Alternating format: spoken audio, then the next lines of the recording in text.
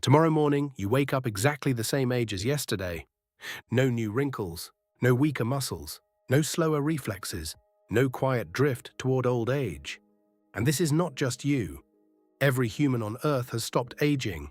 At first, it sounds like the greatest breakthrough in history. The end of decline, the end of the slow betrayal of the body. A world where time still passes, but your biology no longer follows it down. For a moment, it feels like humanity has won. But aging is not just something that kills us, it is also one of the invisible forces that keeps human life moving. It clears space, it reshapes families, it drives urgency, it gives institutions turnover, it gives life a structure. So if humans stopped aging tomorrow, the real question is not just how much longer we would live. It is what happens to everything built around the fact that we do not. First, we need one important distinction. Stopping aging is not the same as becoming immortal. You can still be hit by a car, you can still drown, you can still get infections. Cells can still make mistakes, cancer can still happen. Violence, accidents, and bad luck do not disappear just because your body stops getting older. What changes is something slower and more fundamental. Aging is the gradual accumulation of biological damage over time. Repair systems become less effective. Tissues become less resilient. The risk of many diseases rises because the body becomes worse at maintaining itself. If that process suddenly stops, a huge amount of future decline stops with it. That would be extraordinary, but it would also be uneven from the first second, because everyone would be frozen biologically at whatever state they are in right now. A healthy 25-year-old does not receive the same gift as a fragile 90-year-old. One may gain centuries of strength, the other may gain centuries of pain, weakness, and dependence. One person gets more life in a capable body, another gets more time inside a body already failing. So the miracle would not arrive equally. It would preserve whatever condition history happened to catch you in. And that means aging stopping tomorrow would instantly turn biology into a kind of permanent lottery. Not one based on merit, not one based on justice, just on timing. The world would celebrate first, then it would start asking harder questions. Who actually benefits? Who gets trapped? What still breaks? What does life expectancy even mean now? The first systems to feel the shock would be medicine and public health. Hospitals and research labs would be flooded with urgency. Doctors would want to know whether disease rates had changed. Biologists would ask whether cellular repair had stabilized or merely slowed. Governments would demand projections for lifespan, pensions, labor markets, and population growth. Because if humans stop aging, almost every forecast built into society becomes unreliable. Then family life begins to bend. A lot of human life depends on generational turnover. Children grow up, parents grow older, grandparents eventually die. Property, wealth, responsibility, and social roles move downward over time. Not always fairly, but they move. If aging stops, that movement slows dramatically. Parents may remain active and influential for far longer. Grandparents may still be around when great-great-grandchildren are adults. Family wealth may stop moving for decades, maybe centuries. Inheritance slows. Social roles stack up instead of flowing. That changes opportunity. If older generations keep homes, money, status, and power much longer, younger people may find it harder to build independent lives. Not because anyone is evil, just because fewer positions open, fewer houses change hands, fewer institutions renew naturally. Now multiply that by millions. The result is a society where people may become personally more stable, but socially less mobile. A world where individuals are safer from decline, but systems become more crowded and harder to enter. Then comes population. This is where the scenario becomes much bigger than medicine. If births continue while age-related death drops sharply, the number of living people rises fast. And population is not just a number, it is housing, food, energy, water, schools, transport, hospitals, land. In the world we know, death is part of the brutal mechanism that makes room for new generations. If that mechanism weakens while births continue, pressure builds. Cities get denser, housing gets more expensive. Urban infrastructure strains, environmental pressure rises, political conflict deepens. The miracle starts looking less like a cure and more like a stress test for civilization. Because what happens next is not really about biology anymore. It is about systems. Once population pressure becomes permanent, politics gets darker. Governments would face choices people hate. Do they restrict births? Do they ration housing? Do they raise retirement ages even further?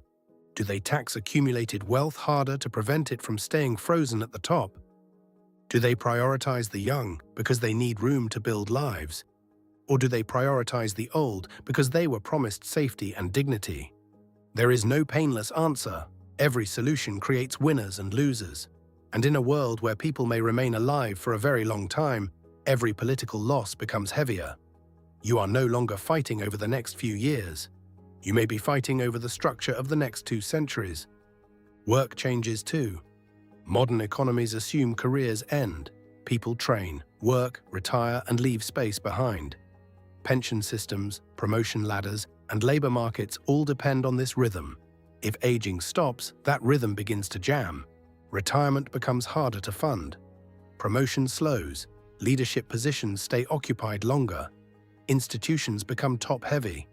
People with experience and influence may remain in place for decades beyond what we now consider normal. That has 2 opposite effects. On one hand, this could be amazing. Scientists could spend a century mastering one problem. Surgeons, teachers, engineers, and artists could deepen their skills to levels almost impossible today. Human expertise could become astonishing. Long-term projects could finally have long-term stewards. Forest restoration, climate adaptation, deep education, and scientific research could become genuinely generational in a new way. Not because one generation passes the work to the next, but because the same people stay with the work for much longer. That could make civilization wiser. But there is another possibility. Institutions often renew themselves because people leave them. New generations bring different assumptions. Old habits die partly because the people carrying them eventually do too. If aging stops, some bad systems may stop aging with it. Power can become more entrenched. Mistakes can last longer. Cultural stagnation becomes a real risk. A world without aging might produce deeper expertise. It might also produce deeper gridlock. And then the deepest change begins. Because human life is not just biological, it is psychological. We live inside time not only with our bodies, but with our minds. We organize life into phases: childhood, adulthood, old age. We expect limits. We expect loss. We expect that some doors will close. That expectation shapes everything. It shapes ambition. It shapes love. It shapes risk. It shapes meaning. A finite life forces choices. You cannot do everything. So you choose. You commit to one path and lose the others. That loss hurts, but it also gives shape to a life. It turns possibility into identity. What happens when that pressure weakens? At first, it sounds liberating. More time to recover from mistakes, more time to learn new skills, more time to find the right relationship, the right purpose, the right version of yourself. And for some people, it would be. Longer life could mean deeper patience. It could make people less reckless. It could make long-term thinking easier, because the future no longer feels like something that happens only after you are gone. Climate policy, infrastructure, education, even war might look different if people expected to live long enough to face the consequences personally. But freedom has a cost. If there is always more time, delay becomes easier. Commitment becomes harder. Meaning can become blurrier. Much of human urgency comes from limits. We value moments partly because they end. We value youth partly because it fades. We value time because it runs out. A world without aging would not remove the need for meaning. It would make meaning harder to find automatically. You would no longer be pushed forward so forcefully by biology. You would have to push yourself, and some people would flourish under that freedom. Others would drift. So would stopping aging tomorrow be good or bad? Biologically, it could reduce a vast amount of suffering. That alone matters enormously.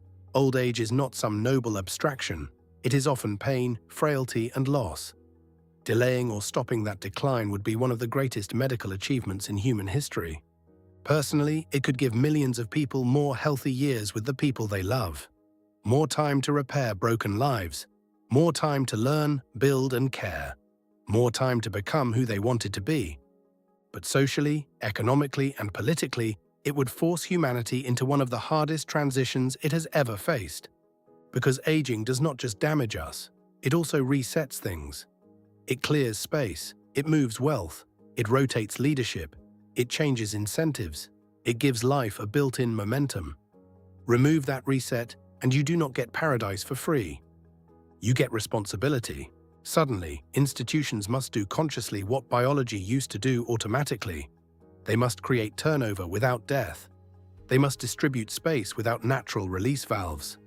They must preserve freedom without letting inequality harden into something almost permanent. They must help humans build meaning in lives that no longer feel naturally bounded in the same way. That is an enormous demand. It asks whether civilization can mature faster than the body stops declining. And right now, the honest answer is probably not, at least not gracefully. Our systems are already strained by housing pressure, aging populations, inequality, and short-term politics. A world where humans stop aging tomorrow would not erase those problems. It would magnify them. But it would also reveal something important. Aging has always felt like a biological problem, and it is. But it is also woven into the architecture of human life much more deeply than we usually notice. It shapes family, power, work, urgency, and meaning. We do not just age as bodies, we age as civilizations. So if humans stopped aging tomorrow, the biggest change would not be in our faces. It would be in our future. A future where the old rules no longer quietly move things along. A future where society has to decide, deliberately, how to make room, how to renew itself, how to stay fair, and how to give life structure when time no longer does it for us in the same way. That is what makes this scenario so strange. Eternal youth is the fantasy, permanent responsibility is the reality, and maybe that is the real lesson. The question is not whether living longer would be good. Of course, in many ways it would be. The deeper question is whether humans are wise enough to deserve a world where biological time loosens its grip. Because if we are not, then stopping aging does not save us from our biggest problems. It traps us inside them for much longer. But if we ever do learn how to build a society worthy of long life, then the reward would be extraordinary. Not immortality, not perfection, just something far rarer. A civilization finally forced to think beyond the short term because for once, the long term would still belong to us.